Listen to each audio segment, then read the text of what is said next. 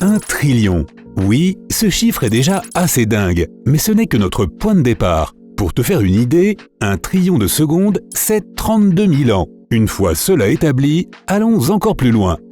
Il y a 3 trillions d'arbres sur notre planète. Compare cela aux 7,8 milliards d'humains et tu comprendras vite à quel point nous sommes insignifiants à l'échelle de notre monde. 10 trillions de kilomètres, c'est plus ou moins la distance d'une année-lumière. Et une année-lumière, c'est tout simplement la distance parcourue par la lumière, la chose la plus rapide de l'univers en une année. Cela ne te rapproche même pas un petit peu de l'étoile la plus proche, mis à part le Soleil. Un corps humain est constitué de 37 trillions de cellules. Chaque jour, tu en perds de 50 à 70 milliards, mais elles sont heureusement toujours remplacées par des nouvelles. La plus grande galaxie connue de l'univers, nommée IC 1101, est composée d'environ 100 trillions d'étoiles. C'est le même nombre que les synapses d'un cerveau humain normal.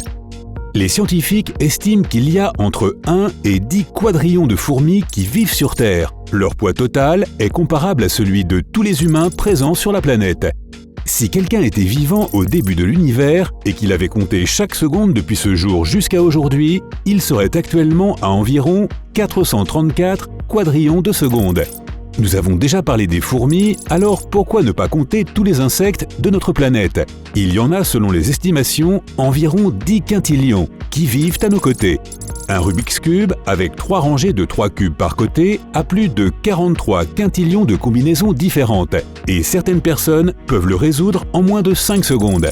Si tu prends un clavier d'ordinateur normal et que tu tapes un mot de passe de 10 caractères, il faudra environ 60 quintillions de tentatives pour que quelqu'un d'autre le devine à l'aveuglette.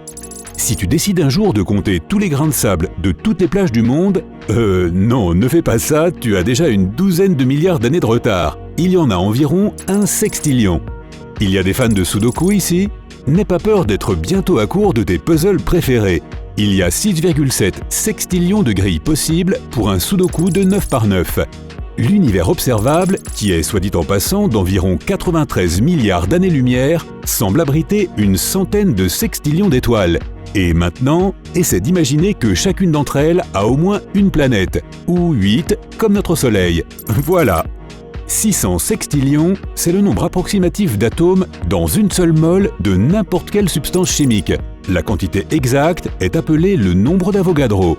Un septillion ou un trillion de trillions comporte 24 zéros après le 1. En informatique, un septillion d'octets est appelé un yotabit.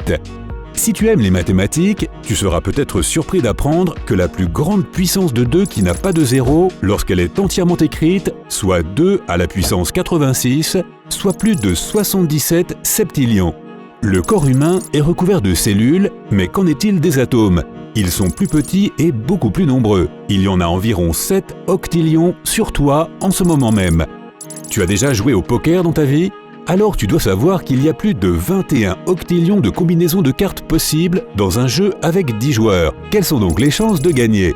Le nombre total de bactéries sur notre planète équivaut à environ 5 nonillions. C'est un sextillion de fois plus qu'il n'y a d'êtres humains et un quadrillion de fois plus que les fourmis. Si tu en as marre de résoudre le Rubik's Cube 3 par 3 par 3, pense à t'attaquer à une étoile d'Alexandre. Elle a plus de 7 milliards de combinaisons possibles et n'est pas un cube, mais un grand dodécaèdre. 10 à la puissance 36, cela s'appelle un indécillion. Sache que si l'on parle du nombre total d'adresses Internet possibles dans le cadre du système IPv6, eh bien, il y a plus de 340 indécillions. Tu as résolu l'affaire de l'étoile d'Alexandre? Bien joué! Et maintenant, pourquoi pas un Rubik's Revenge? C'est un cube qui comporte 4 rangées de 4 cubes chacune, et le nombre de combinaisons possibles ici est d'environ 7,4 quatuor décillions. Cela fait 45 zéros après le 10 si cela t'intéresse. Les échecs sont un des meilleurs jeux de stratégie de tous les temps, et pour une bonne raison. Il y a plus de 45 quatuor décillions de positions possibles sur l'échiquier. Tu veux les tester toutes? Prépare-toi à faire exploser l'ordinateur le plus puissant du monde. Tu te souviens de combien d'atomes il y a dans ton corps? Eh bien, il y a plus de 13 quindécillions sur notre planète, et chaque seconde, ce nombre augmente. La masse de toute la matière dans l'univers, nous ne parlons pas de la matière noire, mais de la matière ordinaire, a été estimée à 146 quindécillions de tonnes. Si l'on va jouer du côté de l'absurde, cela représente un quindécillion de baleines bleues. Je ne vais pas rentrer trop dans les détails, mais sache que les unités Planck sont en fait les mesures les plus courtes de tout ce qui existe dans l'univers. Et 8 novem décillions est un nombre approximatif d'unités de temps de Planck qui sont passées depuis le Big Bang. Le philosophe grec Archimède a émis une théorie selon laquelle, pour remplir l'univers entier de sable, il faudrait environ 1 vigintillion de grains de cette substance. Il faut noter cependant qu'il pensait que l'univers avait seulement 2 années-lumière de diamètre. Si tu remontais le temps jusqu'au Big Bang avec un jeu de 52 cartes et que tu commençais à les mélanger, tu ne serais même pas à mi-chemin de toutes les combinaisons possibles.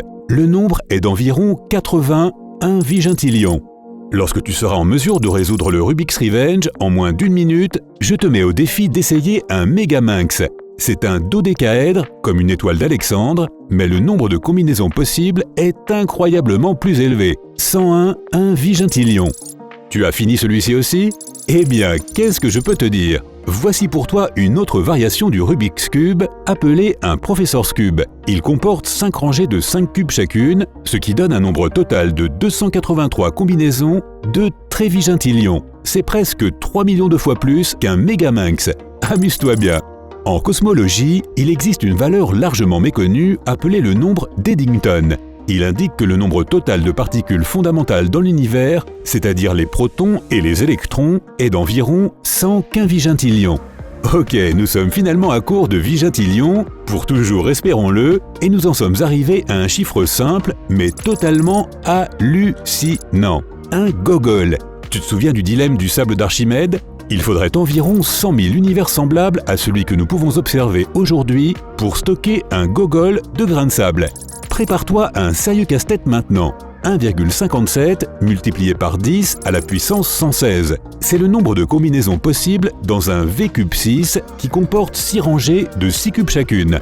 En sanskrit, une langue ancienne née en Inde, il existe un mot spécial pour un nombre de 10 à la puissance 140. Cela veut dire innombrable. Comment sont-ils arrivés à cette valeur? Je me le demande bien. Tu penses que le V6 était difficile? Eh bien, il y a un V7 aussi. Tu l'auras deviné, c'est un Rubik's Cube avec 7 rangées de 7 cubes chacune. Le nombre de combinaisons possibles a 44 zéros de plus après le 10 que celui de la version à 6 rangées. Je suis perdu. Les échecs sont un jeu d'enfant comparé à l'ancien jeu chinois de Go. Ces galets noirs et blancs peuvent être positionnés dans un nombre de possibilités qui comporte 170 zéros après le 1. Mais même le bon vieux Scrabble peut étonner. Le nombre de combinaisons possibles de tuiles de ce célèbre jeu de mots a 181 zéros. Tu te souviens des unités de Planck? En voici une autre, 10 à la puissance 186. C'est le nombre de volumes de Planck dans l'univers observable. Et enfin, le plus grand de tous, le puissant Gogolplex. Il est si grand que si tu essaies de l'écrire avec tous les zéros après les 10 premiers, tu devrais probablement voyager au-delà des limites de l'univers observable. Et pourtant, il y en a un autre. Il n'a pas de nom, mais selon la théorie du multivers, c'est l'estimation de tous les univers qu'il peut y avoir en dehors du nôtre. Et pour écrire celui-ci dans son intégralité, tu dois probablement les traverser tous. Bon voyage!